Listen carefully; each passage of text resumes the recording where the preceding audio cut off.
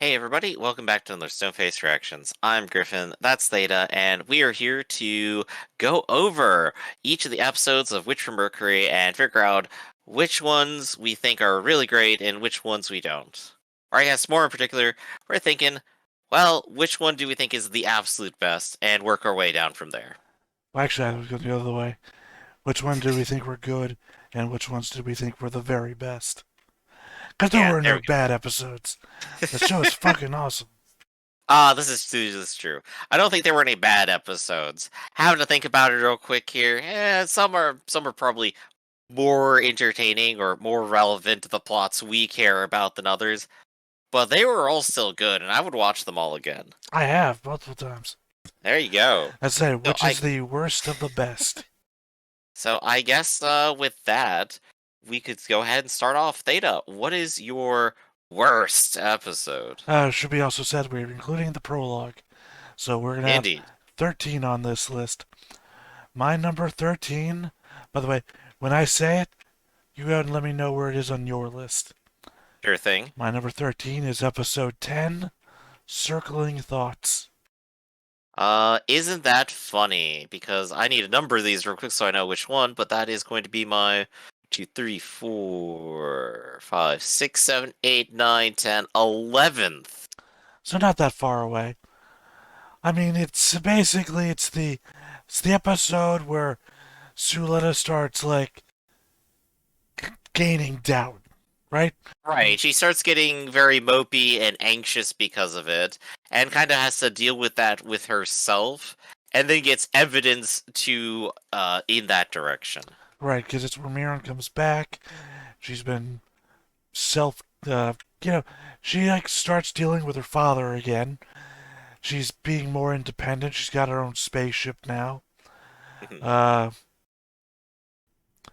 yeah, and Suletta just drops those two little things she was gonna give her after Miran starts giving duties to other people, and it doesn't seem like she's going to rely on Soulette anymore. Plus, it's also a post-duel episode with a time skip, so there's just elements in there that don't play as well with the narrative that's been going so far, as well as other episodes have been. Oh, I do think as sorry. well, this is the episode where Shadiq goes ahead and makes the call for the Dawn of Fold to come in and do the attack, right? Let's He see. starts organizing them to do so. God, I can't remember. Does he walk out of the room with the blue-haired girl in episode 11 or episode 10? I gotta say, it It's has to be episode 10. I okay. think you're right because it happens about just near the end of the episode. And I Mhm. clearly remember episode 11 having more Bob stuff than Shadiq stuff. There you go.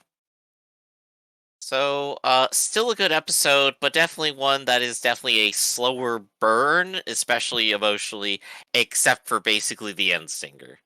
Things get set up, and they do that because there's going to be an amazing end to the series. So, Season. season series. They both start with an S. That's the same thing, right? Well, one denotes the end of a show, and the other denotes there's going to be more show. hmm So, my bottom here is going to be episode 2, The Cursed Mobile Suit. Where does that fit in for Oh, you? uh, ironic. Very ironic. That is my number 11. Oh, wow. Well, we traded spaces here, but the Cursed Mobile Suit is the one where, just after the duel, Suletta is viewed with suspicion, thrown into jail for a little while, and eventually gets released. Yeah, there's This a good is. emotional beat in there Mhm. where, Elin number 4 comes in to feed her and she has like cries with relief that somebody cared or possibly I don't know actually why she's crying. She's crying for very human reasons, but there could be any number of reasons as to why. Right. She's just being emotional and is happy to be thinking about other people and such like that. But it's definitely a political episode. It's again, this is set up so we know what the stakes really are as we move forward, which comes to a climax in the episode immediately afterwards.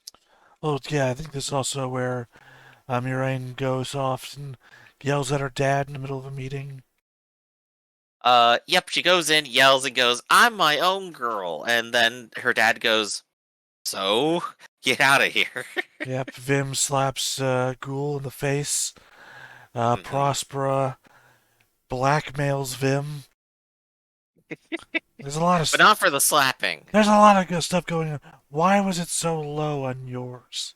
I guess because compared to the other ones, the I like others more than I remember what happens in this episode. I don't want to say it's just because it happens early and I've forgotten, but every things that happen later matter more to me, probably because those are the culminations of the things that these episodes start setting up. Yeah, I can't remember what that's called. What bias that is. Closeness bias. There's a bias related to things that happen sooner than later. Right, right. But Um, yeah, I mean, I basically would agree. Not that last point that mhm.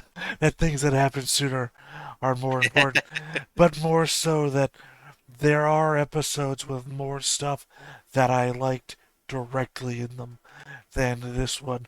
This one had a couple of really good scene setters for future things, but nothing that would in themselves make it like the number one hit.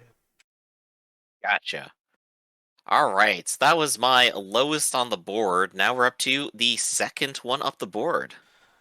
Yeah, number 12 on my list, me to load up the card here, would be episode 8, Their Choice. I went ahead and put that at my number 9. Yeah, again, I think we're not too far away. It's still like with a 4 scale. This is the episode where they spend a lot of it choosing what direction their new company will be. Like, are they gonna sell hmm weapons of war, or, as we find out at the very end of the episode, medical technology? There's a real good part of the episode where these two guys that we've been paying attention to in the background of the entire series have a falling out of their friendship that we've been seeing develop the whole series way through. Now, I know a pair of keen eyes like ours would have missed them, their bets and their fun, their comments about mobile suits and the odds of God, winning. I got a question though, Theo. Who's this we that's paying attention here? There's obviously you, but who's this other person? Oh, I'm sorry, I was using the royal we. The royal we, that's all me. There you go. So this is their choice. I would definitely call their choice a breather episode, right? This is specifically where we're just coming off of the previous high point, which was Chowie Gundam, where a lot of stuff was going on. Everyone is very panicky, and everyone like gets there like, yes, we did it, we won. It's like, well, now you have to deal with the consequences. Well, So this is them sitting down, doing that paperwork, making their decisions, and figure out where they're going to go. It's not unimportant, but it's intentionally slow. It's there so that we can take a breath between big action thing and then the things that come we've next. definitely said there's no unimportant episodes. This is the one where um, Miron has a conversation with Prospera about the possibility of Ariel being deadly, hmm and doesn't get a direct answer, gets the handoff. It's the one where she has the off-screen, well, starts on screen, ends up off-screen conversation with Bamora about why she even got into all of this and hmm how her dreams deferred. The whole dreams deferred thing happens off-screen. Seems super important. Uh, the Oh yeah, emotional. we never really got the idea of how much Bjorn really knows now, and I wonder how much that factors into the end now. Well, that's a conversation we had in an hour-long reading of a notepad. But We've had a lot of talk about that right there. right, well, we also this is also the episode we had the emotional call home with Choo Choo and her mining family. Right. So it definitely sets up Choo Choo to be bigger later on for sure. She's there. She's going through stuff. I'm expecting a Choo Choo episode season two. It's so hard to tell with what's going on. She wasn't. I mean, it's also just as likely that 50% of the cast just explodes from a laser beam, and we just go, "Oh my gosh, all these people we cared about." Well, I mean that she was like the second best duelist of Earth House. Now that Suletta's there, but she doesn't seem particularly that great because she gets taken out pretty quickly as well. It was a low bar to get over, and the aerial is the highest bar to possibly exist. Well, So, we've also never seen her I duel. can't blame Choo Choo for it. We've also never seen her duel record. It's entirely possible she's straight zeros. Well, now She I could also guess just be average, I or. guess maybe one win and 0-0 now. Mhm. So that was your second from the bottom. 12. Now it's People often yeah, say you're number 12. 12. Yeah. Sorry, numbers. What are I those? think we've also already crossed 11s, so you should be at Yep. your number 10. Well, we still have my number 12 actually. Oh, So we're going there. did we not match up? We did Okay, not match up. That was my number 9. I my rated it bad. higher. All right. That said, I've rated The Witch and the Bride episode 1 at number 12. And Uh, why is well, that? wait, good stuff. That's my number 10. So Oh. once again, we're just back and forth. Same episodes, like a 3 span. And I would have to say, like, it is a good character introduction to like a number of the people that we keep interacting with. It was for Bjorn, it was for Suletta, it was for Ghoul. Those are our focal characters first off. And we get the duel with them, and Ghoul loses. And then that leads into episode 2 where she gets arrested. Uh, but while this is like a good setup for everyone, um, I'm not sure it really sets up what the rest of the series is from then on out, right? The school stuff has always been very weird, where it feels like, yes, we're making it big and important, but it really doesn't matter at the end. What your dueling record is in the school does not matter compared to where the season decided to end. I mean, it does. Not to where you're right. Not to where the season decides to end, but to where if you imagine the school as an actual working school, it does matter. Especially because like these pilots, a lot of them want to go out there and work for like Cathedra or Dominicus. They don't really matters what your scores are. Plus, we see a lot of schools dedicated to mechanics or spotting or business management. It very much works as a school. There's there's good world building, I agree on that. Well, that's But why I when it would comes to say the plot, why the school exists doesn't matter. why I ranked it higher. I Mhm. loved the Estasia. Uh, the opening music is also called Estasia. The name of the school mimics. Uh, Yeah. the elevator down view that we get of the ring. The uh, the weight. The first look of the Gundams, not the Gundams, the mech suits that we see in the school, like they have weight, they like chunky movement. Mhm. The the open-eyed wonder of Suletta first time at school. Everything in the opening was just fucking amazing. I mean, I have basically no real quibbles against the reasons why you ranked it low. Same reasons. I thought the sense of wonder was enough to rank it higher, though. Right, right. Ultimately, I think it comes down to this is what set our bar, and then we agree everything afterwards just gets better and better. Right. It's already good. It's not nothing here is bad, but everything else after is Well, I would excellent. argue that probably where our 6 or 7s are is where our bar is for middle, and then everything above that just becomes amazing. We're gonna figure that out here soon. But first of all, we're gonna go with we've cleared out our number 11s. Yeah, I think we're on your number 10 because That my we 10 are. was your 12, And my number 10 is If I Could Take One More Step, number 9. which is This is the my. episode where Bjorn Wait. challenges Shadiq to a duel. Yeah, I know. I was gonna say you're actually in my top 6 now. That is my number 6. I apparently ranked it. Well, I don't know. That's still in the rank in a 4 distance. We're always in a 4 distance of one another. Right. You put it much higher onto your ranking than I did. And I put this just lower just because while the 6v6 fight ends up being kind of interesting, I'm not really sure if contextually it does a whole lot for me. I guess it's supposed to showcase like the Earth House like coming together to like be a team in the end. But really, I felt more for Shadiq setting himself up as a villain arc, and the fight ended up being kind of like the filler in between, God, right? there's so much, Griff. There's so much going on. This is Why why do you feel really great about this episode? I feel this. mediocre. Well, it's in your bottom 6, and it's in my top 6.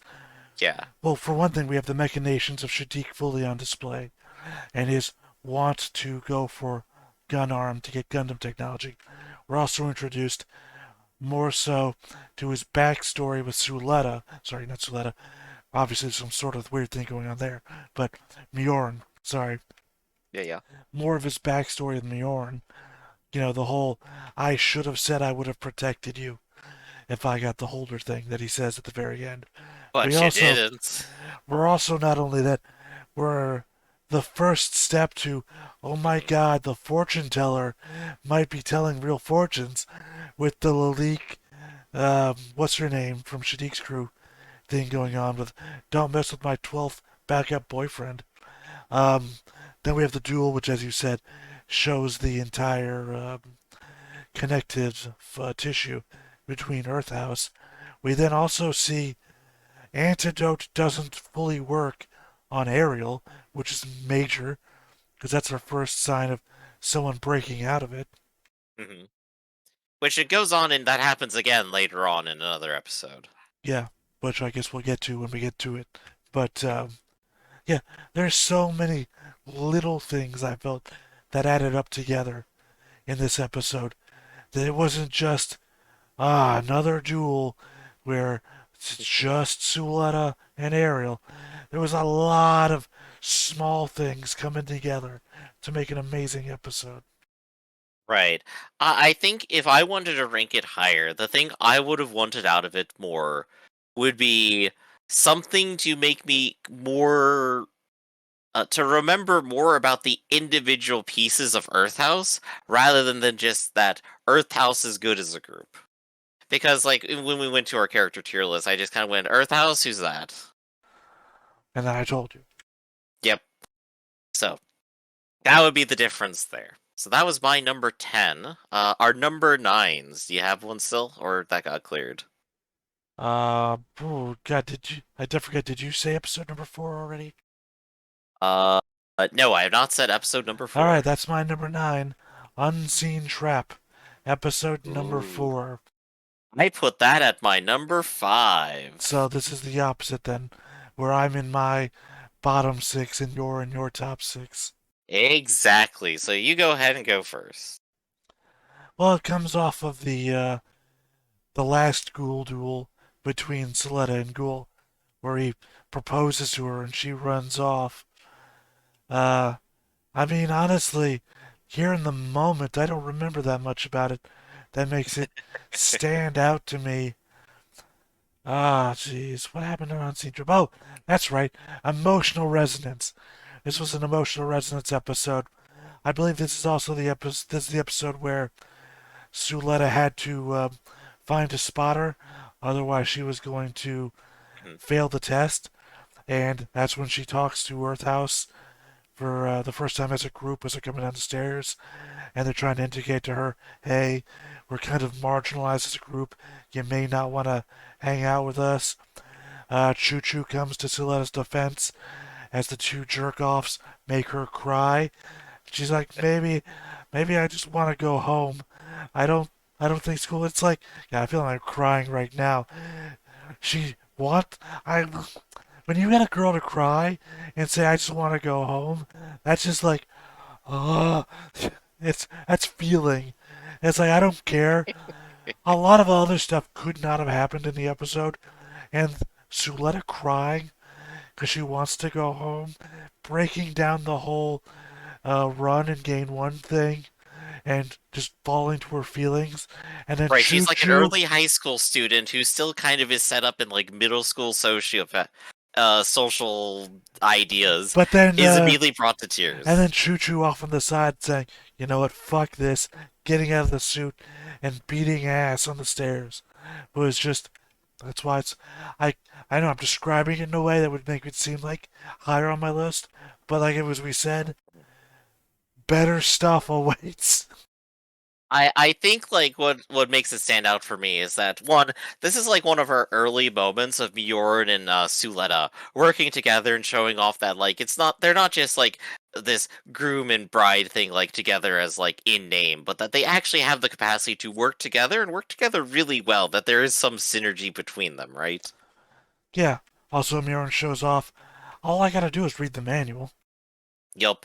So Bjorn can actually read, we learned that. But also we learned that this is the episode that makes me think that Choo Choo was going to be a bigger thing at some point. I feel like this episode was basically kind of some of her episode. We're going through her, what her thoughts are, what she feels. She is not impressed by Ghoul's change of heart or the sudden proposals or anything. She is completely skeptical of the Spacians as part of Earth House.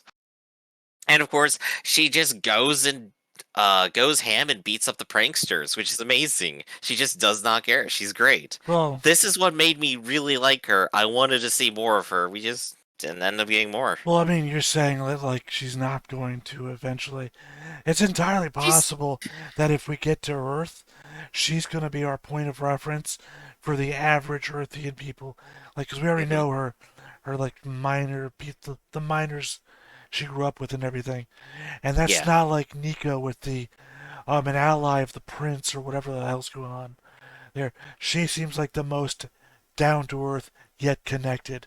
So if we do wind up at Earth at some point, I feel like it's gonna be Choo Choo Town. right.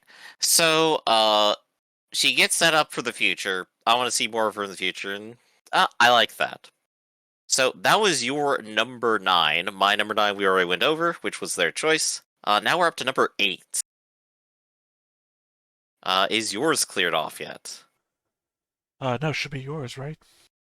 Okay, let's go ahead and do mine then. I have chosen at number eight, Shall We Gundam, episode 7. This is, of course, the entire incubation party. Did we choose exactly the same? My number 8, Shall We Gundam, episode number 7. There we go. On the lower 50%, but I still enjoyed this because this was a whole lot of stuff going on. This was like several different political machinations were happening. And of course, the one at the center, of course, is the overly dramatic one where Peel Technology CEOs are trying to call out Suletta and probably get her to cry again, honestly. Also, one of our few interactions with Master Elin himself. Yep. Uh, Shadiq messing with Murain for a little bit. Prospera messing with Murain for a little bit. I would say messing. I would say more like getting actual advice from her. No, no, no. Which she does take to heart and uses that to influence her decisions later in order to basically solve the episode, Do you right? recognize that when she shook hands, she was shaking hands with her prosthetic arm? And that there's an entire possibility that when Miran looks shocked that she can't pull away, that Prospera is giving her the robot grip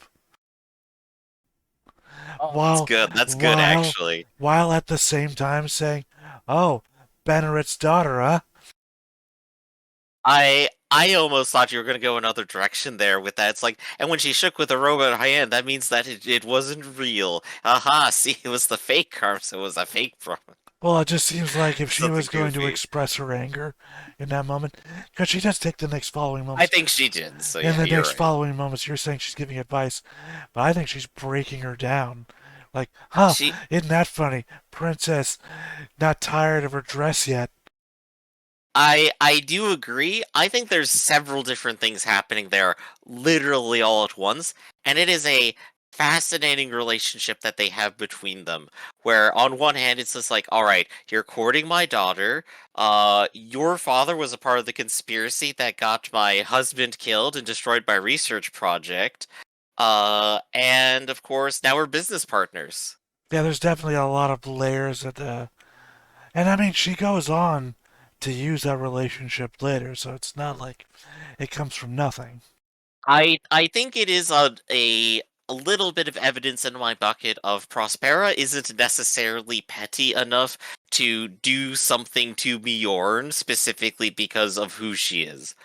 That she is taking in account what is actually on the table rather than just going, well, I hate your father, so I'm killing you. I mean opposite stake. I think she's petty entirely, but she recognizes a pawn on the board.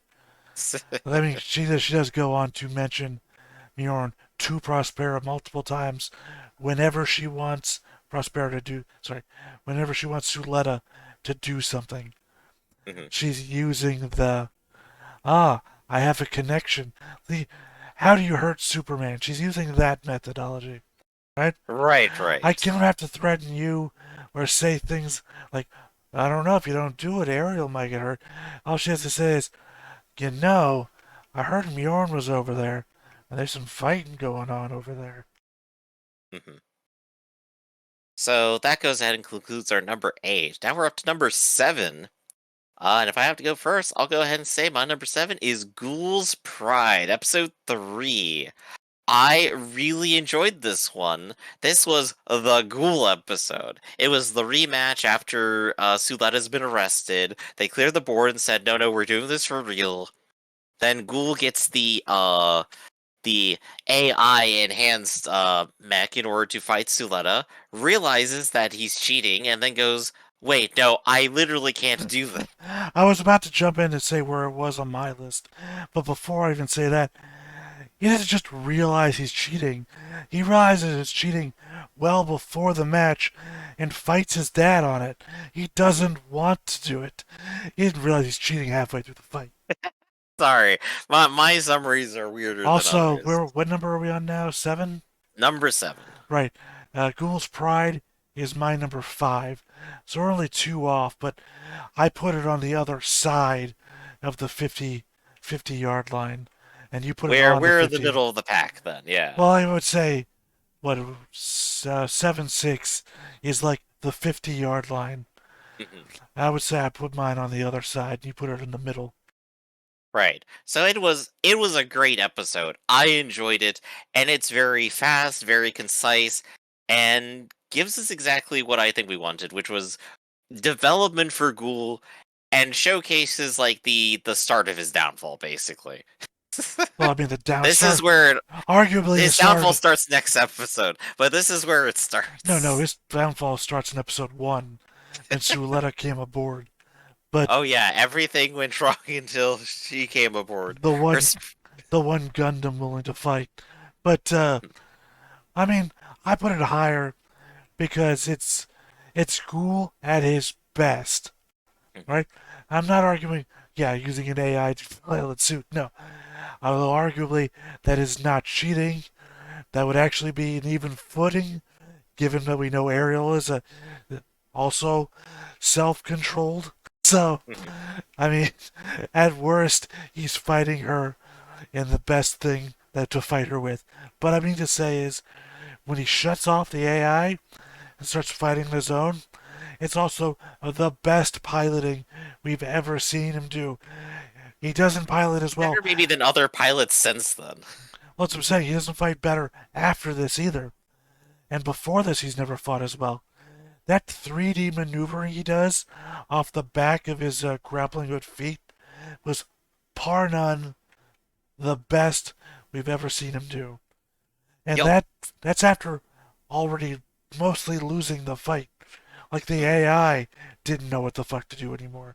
So, He it as a human in a well, after he turns off the eye, a normal mech, he's doing great without having to do anything to actually turn Ariel off. So he's a competitor. He's up there for sure, I think. that's what I say. I think that episode proves that he's the best duelist in the school.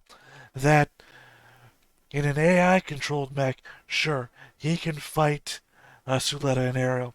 Turn off the AI, and he's still a match for Suletta and overpowered Ariel. So that was my number 7. What's yours? Hold on, let me just make sure I get I'm the gonna episode find titles it. right. My number 7 is Keep Marching On Instead of Running Off, episode 12. Oh, I put that as my number 2. Yeah, I put it on the 50-yard line. So I think, needless to say, the reason I put it at number 2 was certainly the very end. But tell me, what do you like about the Really? episode? Why is it I feel like that. lower on I feel yours? like that's why I put it lower. Oh, Remember the we're just as hard conversation? as. Remember the conversation we had during the tier list? The Yep. whole have faith in your groom. I always have faith in my groom or my bride, Suletta says. And then, at the end of this, Miron turns around and faced with the first real hardship of having to deal with Suletta's apparent psychopathy or Hmm. brainwashing is you're a Horror. murderer. That It is horror. Yeah. it dropped So, levels for me because of that. given that Mjorn, in our first impression of her, it's already trying to run away. The fact she faces adversity and her first response is to get away from it is entirely in character. I would But I love the disagree. tragedy of it. Mjorn is going to have like horrible flashbacks of this person getting splattered, and then Ariel is getting McDonald's later. I would disagree that Miron has shown a pattern of not running away in the past. You remember when she had to choose between her dream of going to Earth or defending Suletta? And she decided, I'm going to go confront my dad in front of a room full of adults instead of Yeah. running away to Earth like I planned to. Right. The story from episode 1 is the story of her change of No, heart. that was episode 2. Yeah. So what else about this episode do you find interesting? This is the big fight episode too, isn't Well, I it? mean, it was the reveal of. Sorry, you threw me off by asking me any questions about episode 12. It's the last thing we watched. Um, it's the big reveal of Witches from Earth. Mhm. I mean, obviously it's not the big reveal of the Gundams because I even said at the end of episode 11, those things look like Gundams. Um, Ariel versus Sophie fight takes all of 5 seconds. well, they share names similar to what Ariel used to be named in the Mhm. prologue, like Lifrith and such. So, obviously there's a connection there that we're going to learn about in season Yep. 2. But otherwise, it was a series of fights against a bunch of mooks that didn't really Mhm. matter. I mean, it was cool to see fights that mattered and that people were dying. I mean, the only real thing that kept it up there for me, Vim Jeturk dies in this episode and Ghoul hits Oh his yeah, breaking point. we had the Ghoul versus Jeturk Vim fight, which was fantastic, and then the ending was just so wonderfully shocking. I absolutely love that.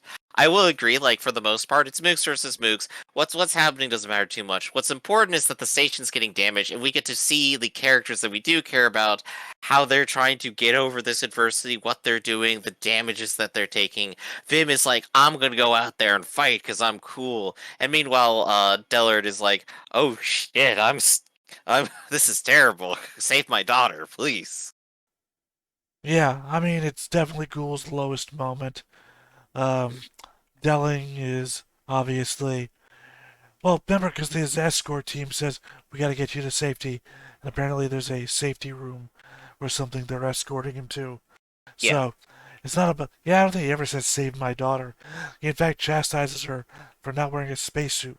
he does it in an asshole way, which is just like him. He cares, but as a jerk, And then a little bit of insight onto. or I guess as a hard ass is more accurate, A little bit right? of insight on the mother's funeral thing. So we got like a flash of that and Yeah, him talking about her for the first time. There's a yeah, lot there, but I felt like once again, I was really brought down by the murderer line. yeah. I guess I enjoyed every bit of it.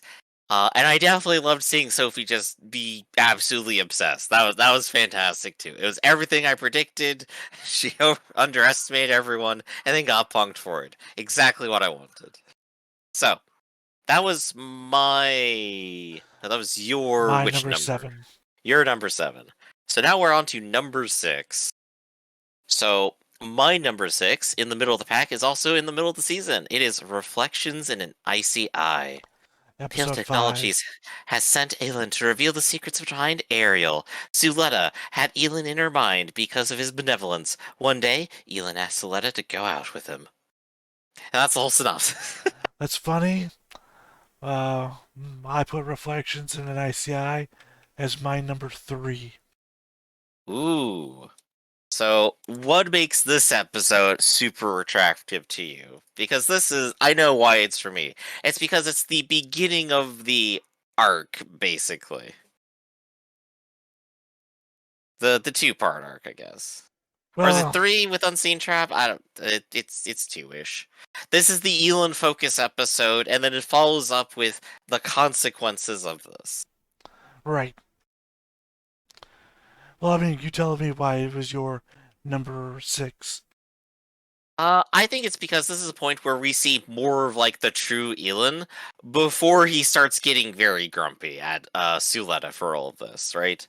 Where we see like he is thoughtful, which we've discovered like the intrigue of what he's reading. He's curious about his position as like this weird clone who is also basically being sacrificed as a test subject. And he is, I think, even though I'm pretty sure he's being ordered to make this connection because he's trying to get the secrets of the Ariel, and that's what Peel wants. And Elin 5 is maybe better at that. Uh Elin 4 here. I would argue that Uh hardly. yeah. Um Elin 4 here also has like a level of genuineness to him that I think is something that makes him endearing. He starts off like very, very stoic, where no one's ever seen him really care about anything. But I think even though he like withholds a whole lot, he is showing a lot of care for Suletta. And he's building off what he's done before. I think he does care, and that's why he gets angry later. That's why he gets so grumpy. And why did you think that I ranked it so high? Why did you rank it so high? School's last duel. Oh, He that's run. right. This is the He's episode where Ghoul gets dunked on by Elin to take out his own frustrations. well. Ghoul steals Laudna's mobile suit and fights him with it. And Laudna's like, "No, you're not allowed to duel. If you do this, this is gonna be the end." It's like it won't matter if I win. And then he's fighting a good fight, right? He's going through like I can't remember movies' names anymore. He's going through the laser detection grid, basically, flying at full speed, dodging things, blocking them with the axe. He's doing a good job. He's taken out by the environment and Elin's pre-planning from, because Leland planned for the smoke to get into the joint sockets and everything. Yeah, yeah. Ghoul is going for a fast win, proving that a flying mobile suit couldn't just beat him because it was flying. He was showing off all the skills, but at the very end, just could not pull out. And the final cry of regret of as Elin grabs it by the antenna and it just starts slowly ripping it off as Ghoul realizes this is it for him. He's lost here and there's no coming back, but still cries out, "Don't do it!" Oh, yeah. This is Ghoul's last moment in the sun, where he flies out on the bike, looking at Elin, who's just gotten done talking down to Suletta. What did he do to you? The last chance he's ever going to have to stand on a high and talk down to somebody. Because from here on out, it's sitting in the woods and someone's going to pour water on top of your head. And you just got to deal with it. I gotta rank the episodes where Ghoul is just camping out higher for sure. But Well, this is yeah, also the scene where the two ghoul girls that I mentioned earlier in the ranking come running into the gym where Ghoul's working out to tell him what's going on with Elin and yeah. everything. He's like, "What?" And that's when he rushes out, grabs on the bike to So confront. I think this is also where I find like Elin number 4 adorable, where he's trying his hardest to be antagonistic, And even when he does so, he just he just comes across as just like, oh yeah, that's cute. You're trying to be evil. We get it. It's no, it doesn't work out for you. Well, when I mentioned on the tier thing, this is Mhm. in the dip for me, where Elon is a cool character with like reading the book and the paragraphs and everything. This episode is the dip where he just sucks. And then he Mhm. comes back later where like Suletta's trying to talk to him over the intercom and they have the fight and then the after the fight talk. Mhm. That's where he comes back up and is a cool character again. This is Elon 4. At the most I hated him. Or not hate him. The most I just didn't like him as a character. Right, right. And of course, I ranked the next episode higher because we haven't gotten to that one yet. So that was my number 6. What was yours? Let me prepare the slide. Let's see, number 6 is episode 9. If Which we I did could take cover. one more step towards you, yes, we did. Yep, yep. So I guess we're going to number 5, which I think 5. Mine was Unseen Trap, which we've gone over. right. Did we do episode 3 already? Yes, we did. Mine was at number 7 All for right, Ghoul's Pride. that was my number 5 then. So I guess we're up to number 4 now. Yep, and for number 4, I have chosen Happy Birthday to You. It's Gloomy Song. Oh, this is another one where we matched up again. My number 4 is also a gloomy song. So we definitely both agree that it was this episode was better than the previous one, and we both know why. This is the episode where we get the backstory on Elin, where we get the connection between Elin and Suletta in their mechs, where their system starts activating and showing the hallucinations for a bit. And then of course Elin doesn't show up anymore. What? Hallucinations. Oh, I'm what talking what about would you call them then? plot mechanisms. Those are clearly Airy is Ariel, and the gun bits are part of her. That's why when the gun bits are flying by, you can see little Airy. Why would Elin, who's never seen Airy, hallucinate Airy? I mean, I've already described this is back in the upswing, where Elin's a cool character again. So Mhm. that's why it ranks higher than the other episode, which was lower on both of our lists for me. In that we have depth to Elin again, except this time it's depth not motivated by his mission, but rather self introspection. The same thing that was cool about him before, where he's reading the book about philosophy, which then identifies himself as a clone, and if there's any worth to his own life, as being a mockery of somebody else's. Right, right. And then of course we have like throughout the episode, Suletta is trying to reach Ilan to make him less grumpy, to find that connection that she had with him before, because before he was being nice, partially because of the mission, and Suletta is reciprocating, and he's finding it annoying because he's conflicted on whether or not he's genuine or not. And then at the end, Suletta can't happen to find Elin anywhere. So she sits down and sings Happy Birthday alone for him as he is in a chair where he is Well, getting no, obliterated. worse. It's worse. He's not in a chair. What do you call those, like X rack things where you just chain somebody up on an X form? I don't know if there's a name for it, but the description we have is here. There is a machine that primes an ominous yellow light that flashes in front of him. The light glows more intensely and turns red before he finishes singing. And then Yeah. we don't see him again. Well, basically, his legs are restrained, spread wide, and his arms are like he's hanging from his arms. Yeah, And he, so he's he's like in. on a torture rack or something Well, no, by appearance. there's nothing there. But that's why I think the yellow light is like a beam. He's about to be incinerated, and it's holding him open in front of that incineration thing. But it's really good because of course it's a callback to the last time we heard Happy Birthday, which was during the prologue, when one person is singing it tearfully to someone else as they die protecting them. And Suletta there is singing it in remembrance, and of course, meanwhile Elin is dying. So Happy Birthday is of course our gloomy little song. Well, I mean, I think it's harder because it's arguably the best Elin. So, And now he's dead, probably. Well, no, he is. Because remember, Belmura in the same episode says he's got all this experience. We can at least download him or use him as a source for information. Hmm. Like not kill him.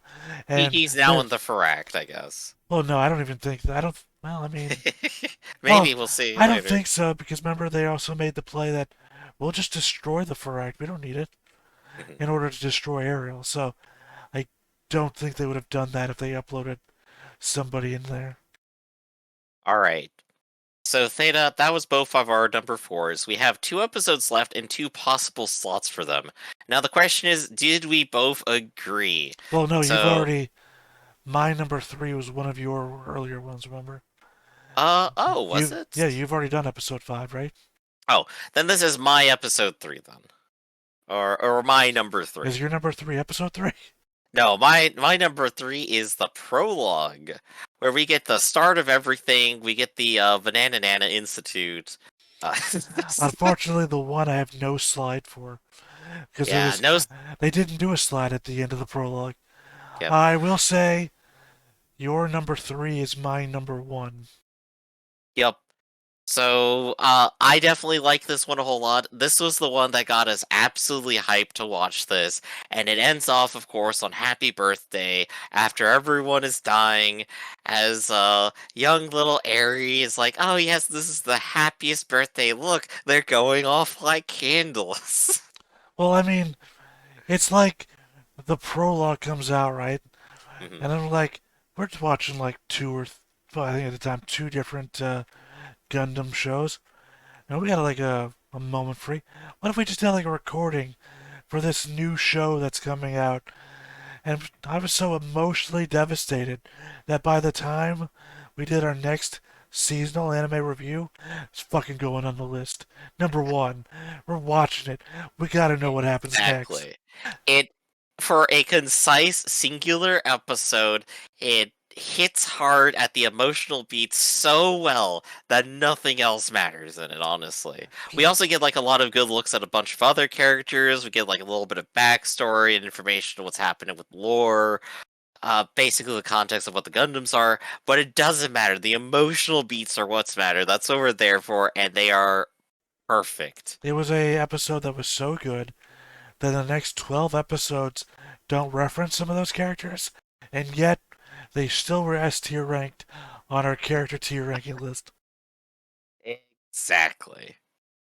So that was my number three. Did you have what was yours? You said. My number three was was number five. So you already you already ranked it lower. I already ranked it higher. Yep. My number two was keep marching on instead of running off, which was episode 12. We covered that. What was your number My two? number two is episode 11, The Witches from Earth.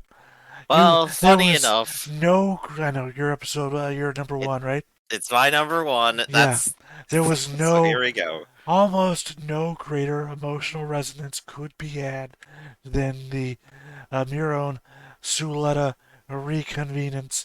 The if you've got a problem, just tell me. Email me 3 times a day. Use this kind of soil on the tomatoes. I'm not crying. You don't believe me? There's there's no greater high in the series, which is also why number 12 is also so low. That we had to come off of this joining together to murder her? No, I don't think so. Yeah, we get like this whiplash from this episode to the next one, and I find that great because that's just amazing.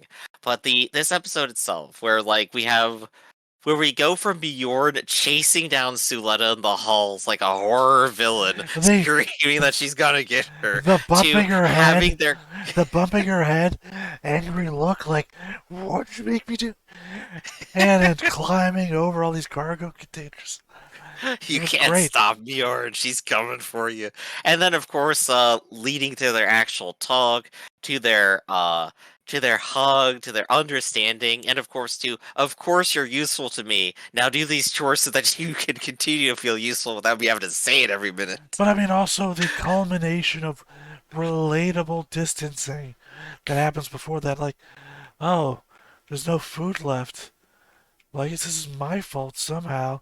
And then, Some other kid is just like, oh, hey, I got one for you. It's like, I already got one. Huh. Oh, I guess we just had one extra. yeah, and then she's crying in the bathroom, calling her mom.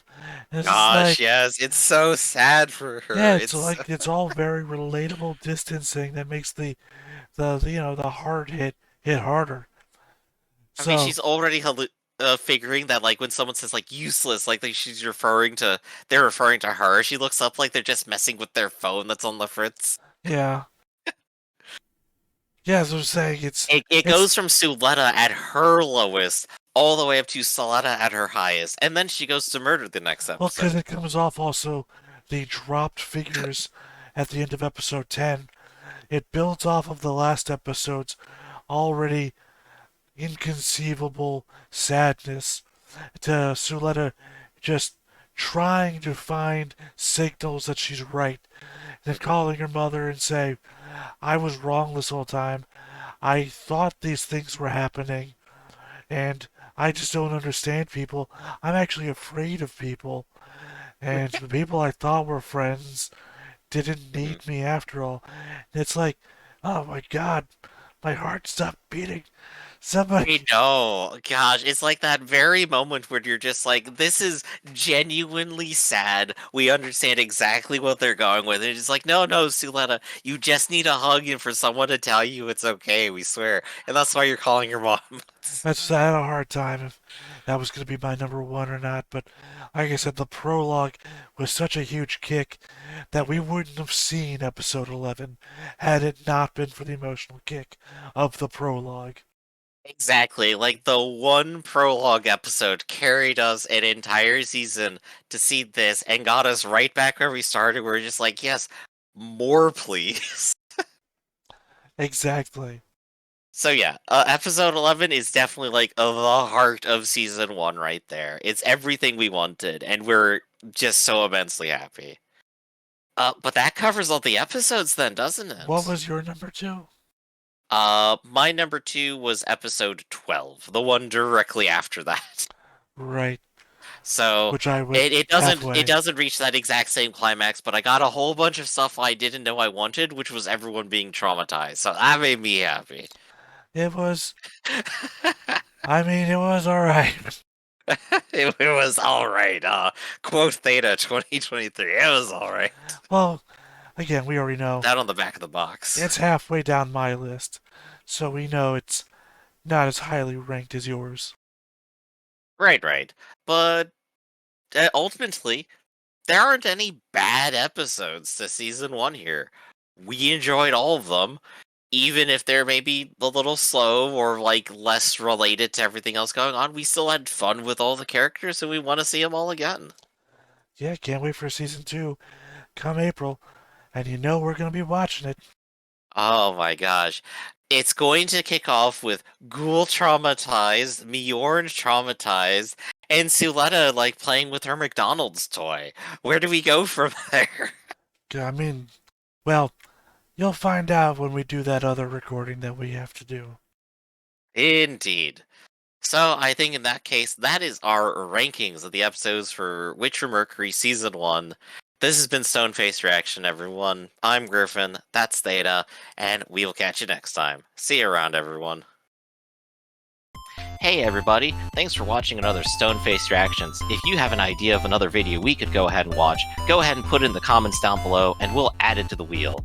Be sure to like, comment, and subscribe, and let us know what you thought about this video and what parts you liked. And until then, we'll see you next time. Is this too goofy?